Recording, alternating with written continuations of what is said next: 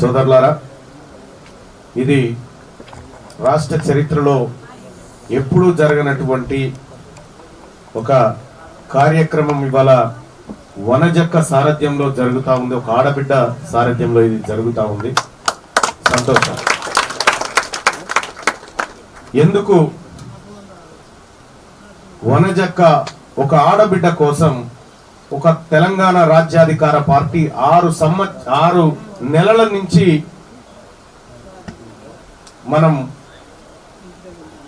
ఆ రోజు తాజ్ కృష్ణ హోటల్లో తెలంగాణ రాజ్యాధికార పార్టీ మహిళా విభాగం అధ్యక్షురాలు పటేల్ వనజక్క అని ప్రకటించిన తర్వాత సరిగ్గా 6 నెలల తర్వాత ఇలా ఆడబిడ్డ ఇంటికి వస్తుంది. ఈ శుభ సందర్భాన మా సోదరికి ఉద్యమాభివందనాలతో స్వాగతం తెలియజేస్తా ఉంది తెలంగాణ రాజ్యాధికార పార్టీ.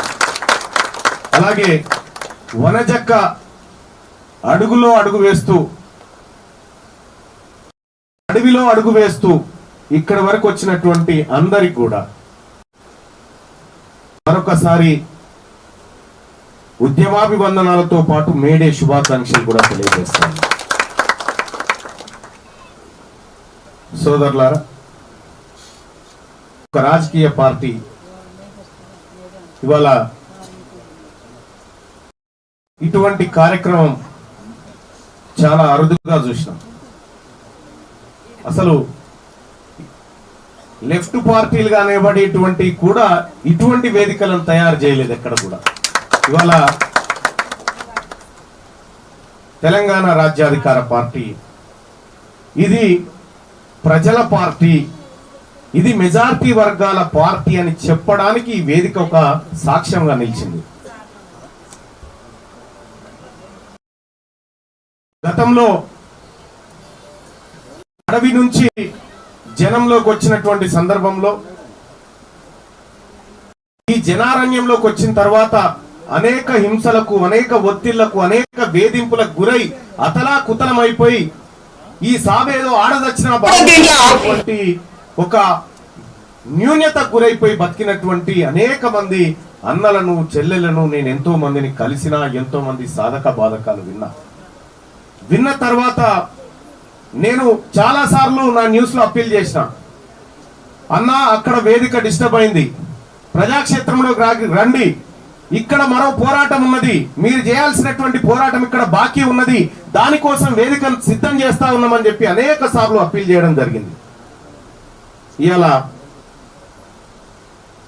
తెలంగాణ రాజ్యాధికార పార్టీ ఏం చెప్తా ఉంది? ఎవరెంతో వారికంతా. మావోయిస్టు పార్టీ చెప్పింది కూడా అదే. ఎవరెంతో వారికంతా ఉండాలని చెప్తా ఉంది. ఎవరి సొమ్ము ఎవరు తినొద్దని చెప్తా ఉంది. ఇలా పార్టీ నినాదంలోనే ఎవరెంతో వారికంతా అని ఉంటది. పార్టీ గీతంలోనే ఎవరు ఎంతో వారికంత నినాదమే నింగికంట అనేటువంటి పదాన్ని ఈ పార్టీ గీతంలో ఉంటది. అంటే ఈ పార్టీ స్పష్టమైనటువంటి వైఖరితో ప్రజలను సమానమైనటువంటి వారి వాటాకు దామాషా ప్రకారం వాళ్ళకు దక్కాల్సిన వాటాలు అందించాలనేటువంటి దృఢ సంకల్పంతో ఉన్నది అనేది స్పష్టంగా తెలియజేస్తాను. ఇక్కడ ఇదే మావోయిస్టు పార్టీ నాయకులను చూపెట్టి, ఈ పార్టీని చూపెట్టి, వీళ్ళేమో అడవిలా వీళ్ళని చూపెట్టి ఇక్కడ ఉన్నటువంటి రాజకీయ పార్టీలో ఒక ఆయన మావోయిస్టు సిద్ధాంతం మా సిద్ధాంతం అని ఒక ఆయన, ఇంకొక ఆయన మావోయిస్టులు మా అన్నలని చెప్తాడు, ఇంకొక ఆయన దేశభక్తులు అని చెప్పిండు.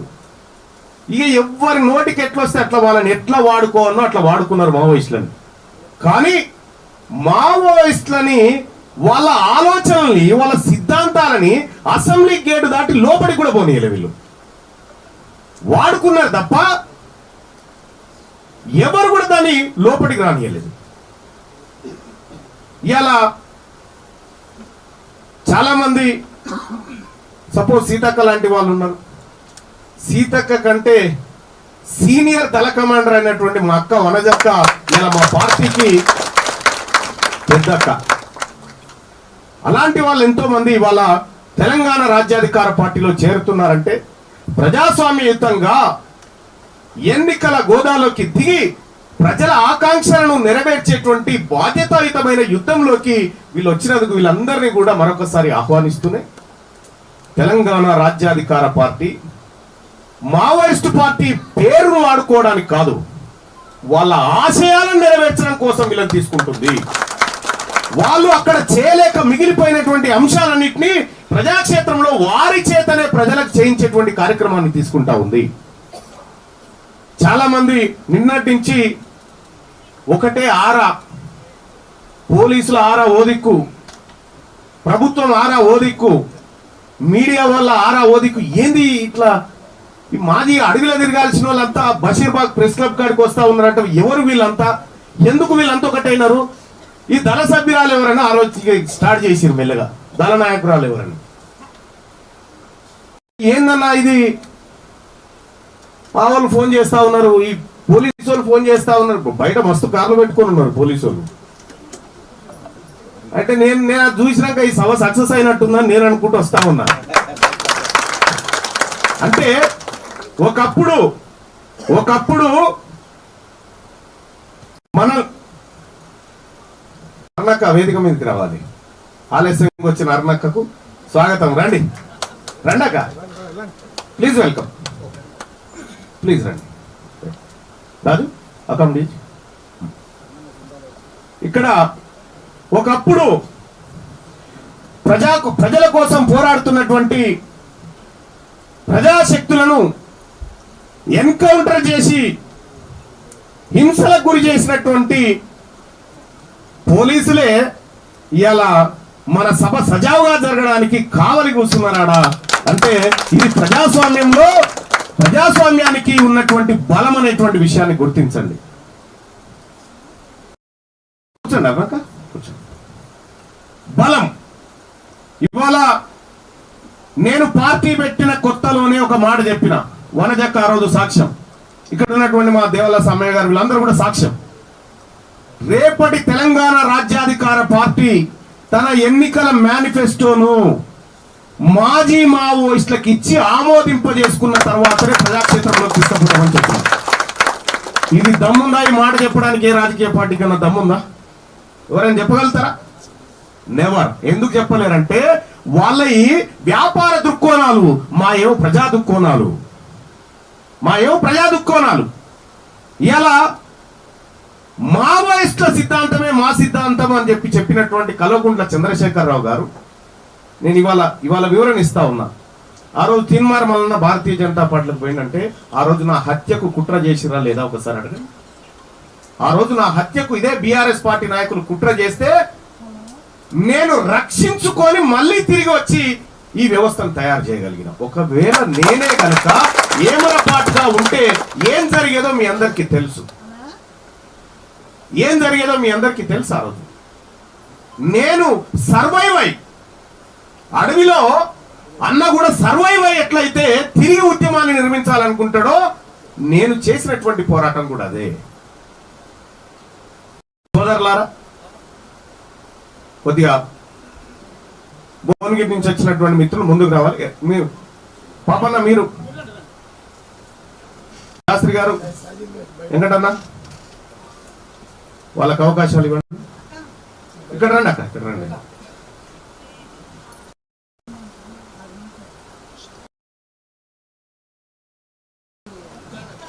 అక్క కూర్చో.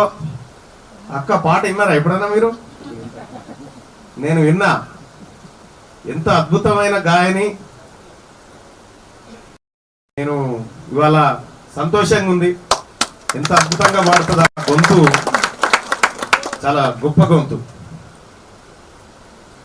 ఇవాళ తెలంగాణ రాజ్యాధికార పార్టీ ఇక్కడి వరకు వచ్చి ఏ రాజకీయ పార్టీ అయినా ప్రజాస్వామ్యయుతంగా మావోయిస్టు సోదరులను, మాజీ మావోయిస్టులను అసెంబ్లీకి తోలుకపోవాలి, వాళ్ళను కూడా వాళ్ళ వాదన రికార్డులకు ఎక్కాలి, వాళ్ళ వాదన చట్టాలుగా మారాలి, వాళ్ళ ఆశయం, వాళ్ళ గొంతు రికార్డులలో చట్టాలై ప్రజలకు అందాలనేటువంటి ఉద్దేశంతో ఆలోచించిన ఏకైక పార్టీ తెలంగాణ రాజ్యాధికార పార్టీ. ఇలా ఆ కార్యక్రమానికి అక్కను సాక్ష్యంగా నిలబెట్టి అక్క ద్వారా రేపటి తెలంగాణ రాష్ట్రంలో మావోయిస్టులు చేస్తే పరిపాలన చేస్తే ఎట్లుంటుందో చూపిస్తుంది రేపు. ఇలా మా అక్కలు కడుపు, నేను మా అక్క జీవితాన్ని చదివిన, అక్క పడ్డ కష్టం పుస్తకం రూపంలో వస్తే నేను చదివిన. అడవి పుత్రిక అని అక్క చదువు రాదు, నానా కష్టాలు పడి ఎన్నో కష్ట నష్టాల కోర్చి బుల్లెట్ గాయాలతోటి అక్కకు ఈ చేతిలో ఇక్కడ ఉంటది, జీవితమే ఇంకా పోతుందనేటువంటి సమయంలో చదువుకొని తన జీవితం పైన తన పుస్తకం రాసుకొని, అసలు ఆ పుస్తకం చూస్తే దుఃఖం ఆగదు ఎవరికి. అంత గొప్ప పుస్తకాన్ని నేను ఆ పుస్తకాన్ని తీసుకొని పోయినా. నేను ఎప్పుడైనా ఢిల్లీకి పోతే పుస్తకాన్ని వేసుకొని పోతాం మా జానయ్య గారికి, ఆయన నేను ఒకటి వేసుకొని పోతాం. అది అయిపోయాను, అది గొడవగొట్టే వస్తా జర్నీలో అన్నో ఇన్నో. ఆ తర్వాత ఆ పుస్తకాన్ని మా సతీమణి చదివి ఇంకా వంట టైం అవుతుందన్న కూడా ఇంకొక 2 పేజీలు ఉందని కూర్చున్న కాడుకుంది. అంటే ఒక జీవితాన్ని ఇంకా ఇంత పోరాటం చేసినటువంటి ఈ శరీరం, ఈ కుటుంబం, ఈ గురించి తెలుసుకున్న తర్వాత నేను అనుకున్నా, నేను సరైన వ్యక్తినే మహిళా అధ్యక్షురాలని చూజ్ చేస్తున్నా అనేటువంటి నమ్మకం నాలో వచ్చింది. ఇవాళ పటేల్ వనజక్కకి అమితమైనటువంటి గౌరవంతో ఎక్కడైతే నేను చేయలేకపోయినా మిగిలిపోయిన భాగాలు ఏవైతే ఉన్నాయనుకో, అక్క నీ చేతిలో పెడితే ఇక్కడ నువ్వు చెయ్యి, ప్రజలకు ఏం చేయాలనుకుంటున్నావో చెయ్యి. మీరందరు కూడా చెప్తా ఉన్నా, మీరు ఏం చేయాలనుకుంటున్నారో ప్రజలకి అక్కడ ఉండి ఏం చేయాలనుకుంటున్నారో ఇక్కడ చేసి నిలబడండి. మీకు అండగా తెలంగాణ రాజ్యాధికార పార్టీ ఉంటది, ఈ రాష్ట్రంలో ఉన్నటువంటి నాయకత్వం అంతా మీకు అండగా ఉంటది. చాలా పార్టీలు ఒక భయం ఉండే, వీళ్ళంతా వస్తున్నారు, మరి వచ్చిన వాళ్ళు ఉత్తగుండేటోళ్ళు కాదు కదా, అడవిలకే నీటి వచ్చిరు. కానీ వచ్చి వీళ్ళు ఎందుకంటే వాళ్ళ జీవితం వాళ్ళకు దానికోసం పణంగా పెట్టినటువంటి వ్యక్తులు కాబట్టి ప్రజాక్షేత్రంలోకి వచ్చిన తర్వాత కూడా వాళ్ళ కాలు చేతులు ఊకోవు, ఏదో చేయాలి ప్రజలకు అనేటువంటి తపన ఉంటుంది. వీళ్ళు ఆయనత ఏడ పిడిగేస్తారో అనుకోరు, ఏ పార్టీ పని అవుతుందో అని భయం ఉన్నారు.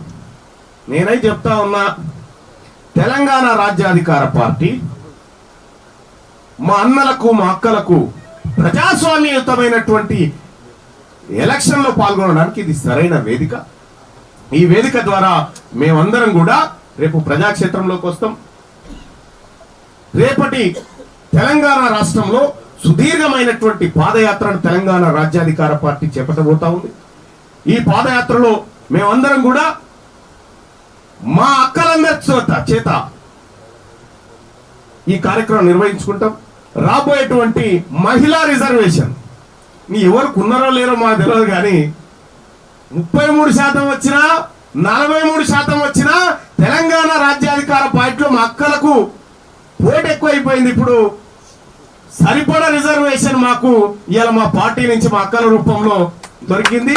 33 కాదు, మహిళ 50% ఉంది కాబట్టి 50% కూడా మేము వెనక ముందు ఏం ఆలోచించాం, ఇలా ఆ విధంగా ముందుకు పోతామనేటువంటి విషయాన్ని తెలియజేసుకుంటూ, మరి తెలంగాణ రాజ్యాధికార పార్టీలో ఇవాళ చేరడానికి ముందుకు వచ్చినటువంటి పార్టీ వివిధ అభయారణ్యాల్లో తిరిగి జనజీవన స్రవంతిలో కలిసినటువంటి అక్కలకు అన్నలకు అందరికి కూడా మరొకసారి స్వాగతం తెలియజేసుకుంటూ, పటేల్ వనజక్క నాయకత్వంలో అక్కకు నేను చిన్న తమ్ముని లాంటి అయినా కూడా అక్క ఆలోచన మేరకు, అక్క చెప్పేటువంటి సూచనల మేరకు ఈ పార్టీని ఖచ్చితమైనటువంటి అన్నల ఆలోచన విధానంలో నడిపిస్తామనేటువంటి విషయాన్ని మీ అందరికీ తెలియజేసుకుంటూ, ఇంకా ఇదే కాదు, వాస్తవానికి నేను అనుకున్న పటేల్ వనజక్క తమ్మి ఎట్లా మరి వాళ్ళు సరిపోయేటట్లేదు కదా అని చెప్పానండి. అది వాస్తవానికి సరిపోలే. నాకు తెలియదు, మా టీవీఆర్ చూస్తేనేమో ఇది సరిపోతుంది అనిపించింది, ఎటుపోయిందో సరిపోతుంది అనిపించింది. ఇది సరిపోయే పరిస్థితి లేదు. మరొకసారి పెద్ద ఎత్తున కొన్ని వేలాది మంది వాళ్ళ జైనింగ్ కావాల్సినటువంటి అవసరం ఉండే. అలాగే భువనగిరితో పాటు మరికొన్ని చోట్ల భారీ సభలు ఏర్పాటు చేయబోతా ఉన్నాం. అప్పుడు భారీ రిక్రూట్మెంట్ ఉంటుంది, పార్టీ సైన్యం రిక్రూట్మెంట్ జరుగుతుంది. సోదరులు సోదరిమణులందరూ కూడా అయ్యో మేము రాలేకపోయినాం, చేరలేకపోయినాం, ఇక్కడ వరకు అందుకోలేక ఇంకా చాలా మంది మధ్యలో ఉన్నారు. వాళ్ళందరికీ కూడా చెప్తా ఉన్నా, యుద్ధం ఇప్పుడే స్టార్ట్ అయింది. ఈ యుద్ధంలో మీరే రథసారథులు. మీరు ప్రత్యక్షంగా ప్రజాక్షేత్రంలో వర్క్ చేస్తే ఎట్లుంటుందో, మీరు వర్క్ ప్రారంభం కూడా చేయలే. మీరు ప్రారంభం చేయకముందుకే బయట పెద్ద పెద్ద వ్యాన్లు పెట్టుకొని ఏంది అని పరిశాలలో ఉన్నారు. వన్స్ మీరు వర్క్ స్టార్ట్ చేస్తే నాకు ఏ డౌట్ లేదు, 2029 మనదే, మన ప్రజలదే. 2029లో ఖచ్చితంగా తెలంగాణ రాజ్యాధికార పార్టీ బీసీల ప్రభుత్వం ఏర్పడి తీరుతుందని చెప్పి తెలియజేసుకుంటూ, మరి అక్క ఈ పార్టీకి ఇంత గౌరవం ఇచ్చింది, ఈ పార్టీ కూడా అక్కకు అదే స్థాయిలో గౌరవిస్తూ ఈ రోజు మేము 6 నెలల కింద ప్రకటించిన తెలంగాణ రాజ్యాధికార పార్టీ మహిళా అధ్యక్షురాలు పటేల్ వనజక్క అని చెప్పి ఆ రోజు ప్రకటించిన, ఇప్పటి వరకు అక్క కళ్ళు వేసుకోలేదు. ఈ రోజు తెలంగాణ రాజ్యాధికార పార్టీ ఆడబిడ్డగా ఈ పార్టీలో కుడికాలు పెట్టేస్తున్న మా మహాలక్ష్మిగా మేము గౌరవించుకుంటూ ఈ పార్టీలోకి సాదరంగా ఆహ్వానం పలుకుతా ఉన్నాం. ధన్యవాదాలు.